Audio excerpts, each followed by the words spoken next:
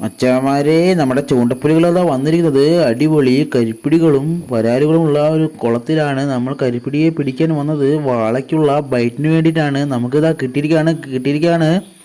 ഇതുപോലുള്ള കരിപ്പിടി കുട്ടന്മാരെ പുഴയിൽ കൊണ്ടുപോയി വെട്ടുചൂണ്ടയിൽ ഇടേണ്ട താമസം. കാളാഞ്ചി, ചെമ്പല്ലി പോലുള്ള മീനുകൾ ഇവയെ ആക്രമിക്കാനും വരുന്നതാണ്. അപ്പോൾ നമുക്ക് ഇവിടുന്ന് കരിപ്പിടിയെ ടാർഗറ്റ് ചെയ്ത് പിടിക്കാം. മണ്ണിര കൊത്തിയിടേണ്ട താമസം. ഇവിടെ നന്നായിട്ട് കരിപ്പിടികൾ വെട്ടിക്കൊണ്ടുപോകുന്നുണ്ട്. അത് കാരണം ഇടാ വലിക്കുക ആ തരത്തിലാണ് സുമേഷേട്ടൻ ചൂണ്ടുന്നത്.